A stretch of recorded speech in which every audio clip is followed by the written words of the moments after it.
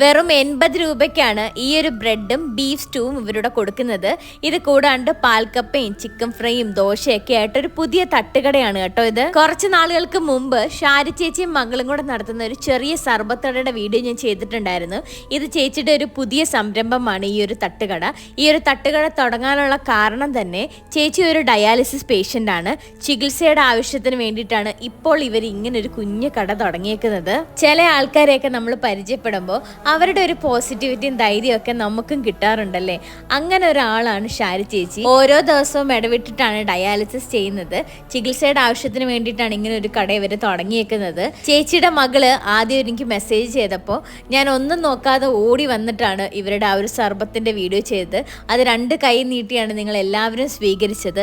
അപ്പോൾ അതേ ഒരു സപ്പോർട്ട് ഈ ഒരു കുഞ്ഞു തട്ടുകടയ്ക്ക് നിങ്ങൾ കൊടുക്കണം എന്ന് മാത്രമേ എനിക്ക് പറയാനുള്ളൂ. ഇത്രയധികം ആരോഗ്യ പ്രശ്നങ്ങളും പല പ്രതിസന്ധിയും തരണം ചെയ്ത് ചേച്ചി പിടിച്ചു നിൽക്കുന്ന ചേച്ചിയുടെ കുടുംബം തന്നെയാണ്. ചേച്ചിയും ഭർത്താവും 2 മക്കളും കൂടെ ചേർന്നിട്ടാണ് കേട്ടോ ഈ ഒരു കുഞ്ഞു സംരംഭം ഇപ്പൊ തുടങ്ങിയേക്കുന്നത്. വീട്ടിൽ നിന്ന് തന്നെയാണ് ചേച്ചി ഈ കറികളൊക്കെ റെഡിയാക്കിക്കൊണ്ട് വരുന്നത്.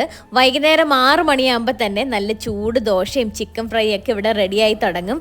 ദോശക്കൊപ്പമാണെങ്കിൽ സാമ്പാർ, ചമ്മന്തി, മുളക് ചമ്മന്തിയാണ് കേട്ടോ വരുന്നത്. പിന്നെ ഞങ്ങൾ ട്രൈ ചെയ്ത് നോക്കിയത് ചിക്കൻ ഫ്രൈ ആണ്.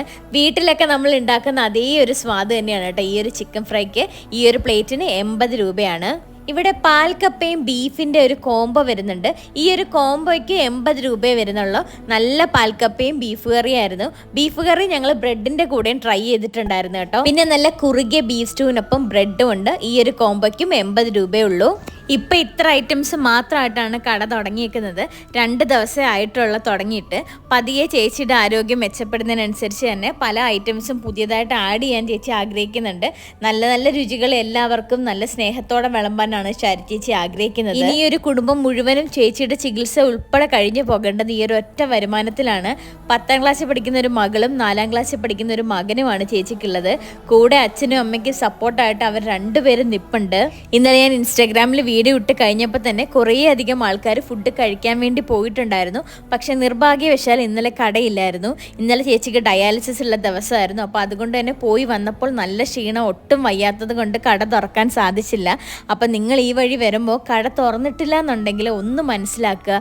അവരുടെ ശാരീരിക ബുദ്ധിമുട്ടുകൾ കൊണ്ടിട്ടാണ് അന്നത്തെ ദിവസം കട തുറക്കാതിരുന്നത്. നിങ്ങൾ വരുന്ന സമയത്ത് നിർഭാഗ്യവശാൽ കട അടവാണെങ്കിൽ ഈ ഒരു കാര്യം നിങ്ങൾ ഒന്ന് മനസ്സിൽ വെച്ചേക്കുക. അതുകൊണ്ടാണ് കേട്ടോ പറഞ്ഞത്.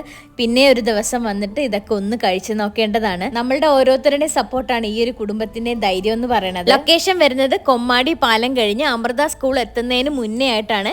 ചേച്ചിയുടെ സർബത്ത് കടയുടെ നേരെ ഓപ്പോസിറ്റ് തന്നെയാണ് തട്ടുകട വരുന്നത്. അപ്പൊ ഈ വഴി പോകുന്നവര് ഷാരി ചേച്ചിയെ കാണാനും ഈ ഭക്ഷണം ഒന്ന് കഴിച്ചു നോക്കാനും മറക്കരുത് കേട്ടോ. എന്തായാലും ട്രൈ ചെയ്ത് നോക്കണേ.